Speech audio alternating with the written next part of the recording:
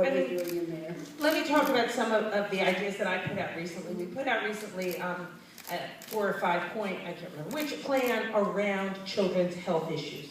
And one of the points in that plan was to take children's meals.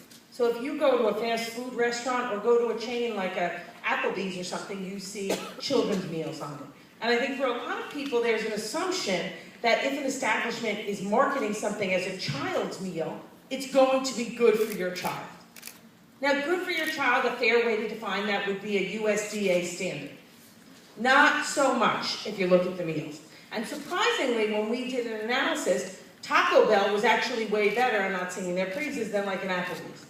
So we would pass a law when I'm mayor that says, if you're going to market a children's meal, you have to meet USDA health standards for those meals.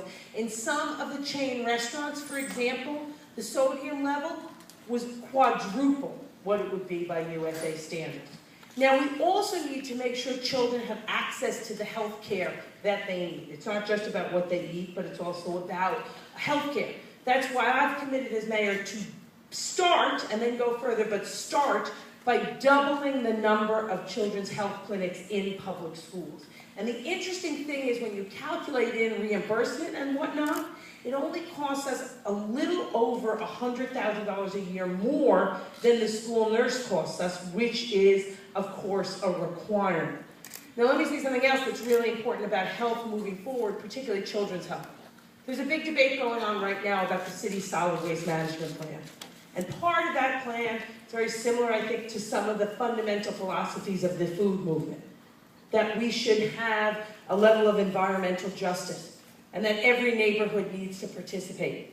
We need to move forward with that plan to get 6 million miles of truck miles off of the street, to get asthma rates down, because one of the things that holds children back, and this was part of our plan as well, from physical activity, is their high level of asthma rates.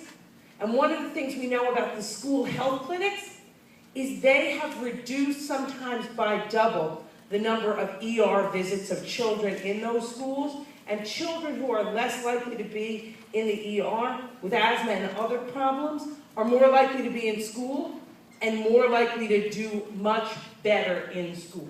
So those are some of the areas we'd start looking at, but we would want to look at others to see if there's more we can also do about the quality of the meals we're serving through all of the different ways the city serves meals, and also how can we make meals through city institutions more available. You know, I really want to move to universal in-classroom breakfast. Instead of being something principals opt into, we would want to do just an opt-out if they want it out.